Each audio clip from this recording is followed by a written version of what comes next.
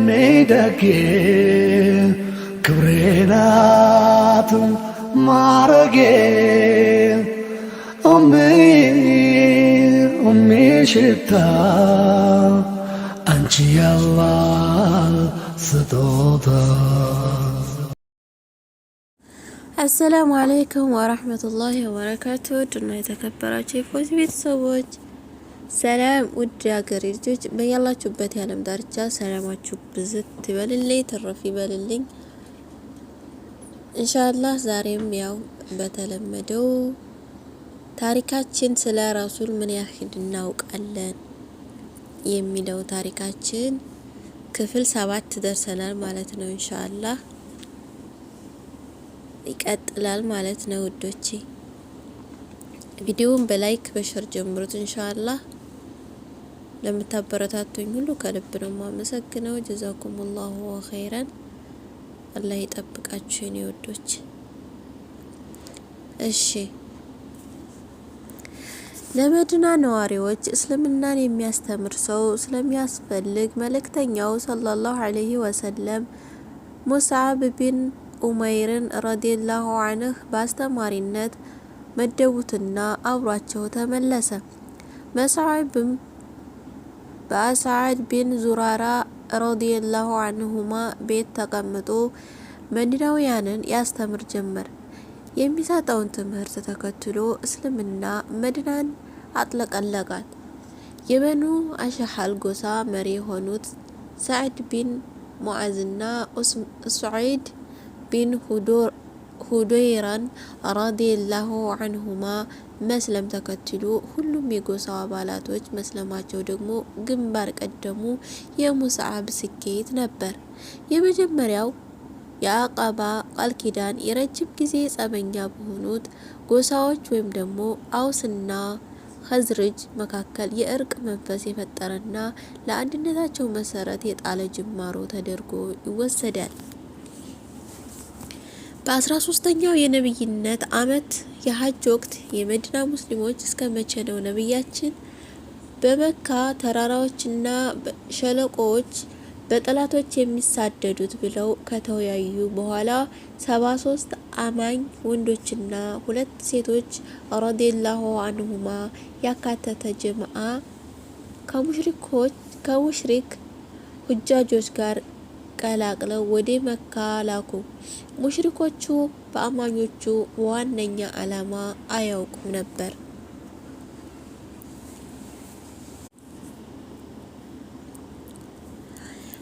አማኞቹም በ12ኛው የዙልሂጃ ሌሊት ከነብዩ ሰለላሁ ዐለይሂ ወሰለም ጋር በሚና ለመገናኘት በድብቅ ተነጋገሩና ተቀጣጠሩ። በዕለቱም ከጓደኞቻቸው ተደብቀው በማውጣት ቀጠሮ ቦታ ተሰባሰቡ። ነብዩም ሰለላሁ ዐለይሂ ወሰለም ከአጎታቸው አባስ ጋር በመሆን ከታሰበው ቦታ ደረሱ። አባስም ኸዝረጆችን ሆይ ሙሐመድ በወገኖቹ መካከል ተከብሮና ተፈርቶ እየኖረ ነው። ጥበቃ ለመስጠት አቅሙ ከሌላችሁ ከወገኖቹ ጋር ተውት ብሎ ሀሳብ አቀረበ። አባስ በሰዓቱ እስልምናን አልተቀበለም ነበር። አንሷሮቹም በየትኛውም ሁኔታ ላይ ነብዩን ለመታዘዝ በችግርም ይሁን በምቾት ጊዜ ሀብታቸውን ለመስጠት በመልካም ለማዘዝ ከመጥፎ ከመከላከል በአላህ መንገድ ላይ የማንንም ወቀሳ ላለመፍራት ሚስቶቻቸውንና ልጆቻቸውን ከሚጠብቁት ሁሉ ነብዩን ሰለላሁ ዐለይሂ ወሰለም ለመጠበቅ ተስማምተው ቃል ገቡ። ነብዩም ሰለላሁ ዐለይሂ ወሰለም በተራቸው አንሷሮቹ ውሏቸውን አስከበሩ ድረስ እነሱም ጥለው ወደ የትኛውም ጎሳ ላይ ጠጉ። እነሱ የተዋጉትን ሊዋጉና ያከበሩትን ሊያከብሩ ቃል ገቡላቸው። ቃላቸውን ከጠበቁ ጀነት እንደሚጸድቅላቸውም አበሰሯቸው። በራዕ ቢን መዕሩር እጁን ከነብዩ ሰለላሁ ዐለይሂ ወሰለም እጅ ላይ በማድረግ የመጀመሪያው ቃል ኪዳን ፈጻሚ ነበር። ሴቶች በድምጽ ነበር ቃል ኪዳኑን የፈጸሙት። ይህ የቃል ኪዳን ስምምነት ሁለተኛ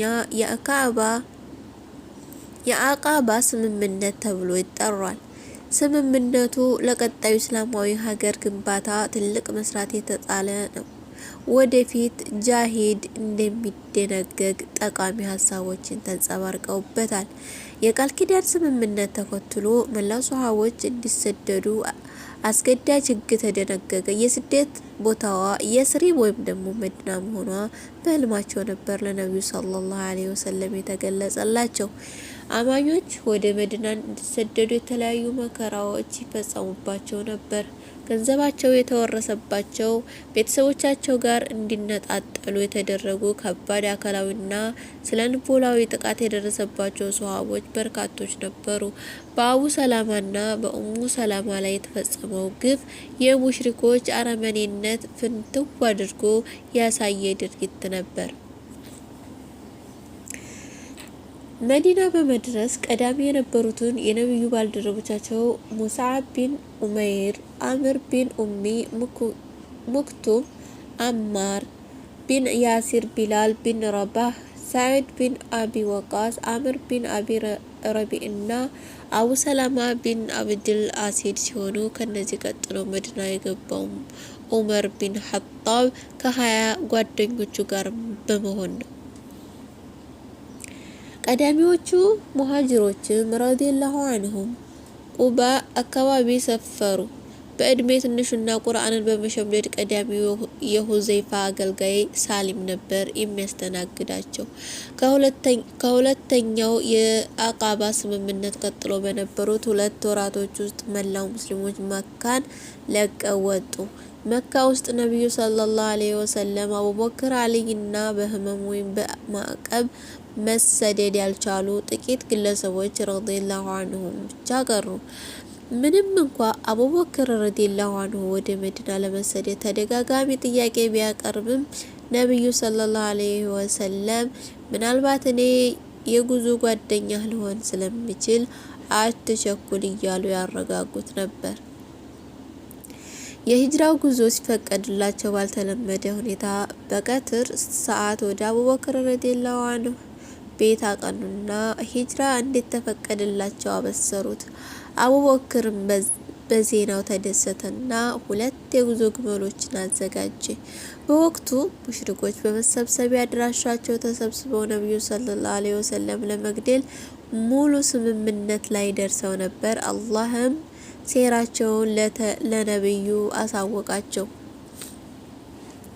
ስንቅ የምናዘጋጅላቸውን ወይም ደግሞ አስማዕ ቢንት አቡበክር ረዲየላሁ ዐንሁ መረጃ የሚያሰባስብላቸውን ወይም አብደላህ ቢን አቢ በክርን ረዲየላሁ ዐንሁ የጉዞ አሻራቸውን የሚያጠፉን አሚር ቢን ፋሂራን ረዲየላሁ ዐንሃ እና መንገድ የሚመራቸው ወይ ደግሞ ሙሽሪክ የነበረው አብደላህ ቢን ቁረይቂጢን መደቡ። በረቢዑል አወል 12ኛው ቀን በዕለተ ሰኞ ምሽት ላይ ነብዩ ሰለላሁ ዐለይሂ ወሰለም ከአቡበክር ጋር በመሆን መካን ለቀው ወጡና በሰውር ዋሻው ውስጥ ተደበቁ። በዋሻው 3 ቀናትን አሳለፉ።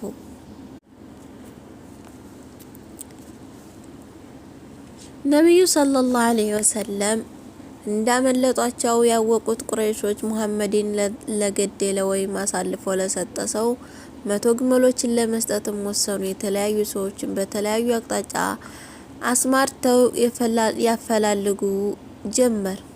የተወሰኑ ሰዎች ነብዩ ከተደበቁበት ዋሻ ደርሰው ነበር። ነገር ግን አላህ እይታቸውን ወደ ዋሻው እንዳይሆን አደረገ።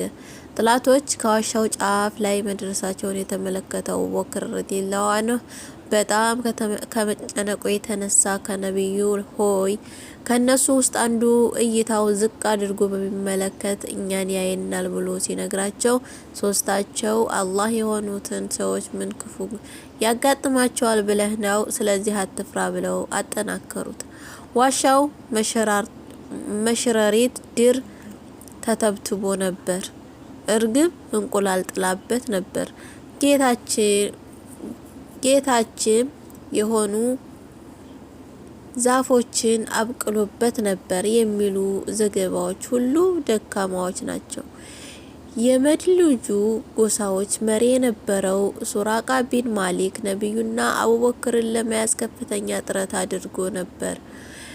ነገር ግን በነቢዩ ሰለላሁ ዐለይሂ ወሰለም ዱዓ ምክንያት ፈረሱ። በተደጋጋሚ በመውደቁና በሶስተኛው ላይ እግሩ ከሰጠመ በኋላ መዞ ሲያወጣው የወጣውን ጭስ ተከትሎ የሰላም ጥሪ ማስተላለፉን ስንቅ ሊሰጣቸው መሞከሩን በዚያ አቅጣጫ ነቢዩን ሰለላሁ ዐለይሂ ወሰለም ለመፈለግ የሚሄዱ ሰዎችን ሀሳብ ማስቀየሩን የደህንነት ደብዳቤ እንዲጻፍለት መጠየቁና አቡበክር በቆዳ ላይ እንዲጻፍለት በሶሂህ ሐዲስ ተዘግቧል። ሱርቃ ረዲየላሁ ዐንሁ ከ11 ዓመት በኋላ በስንብቱ ሐጅ ወቅት ነበር እስልምናን የተቀበለው።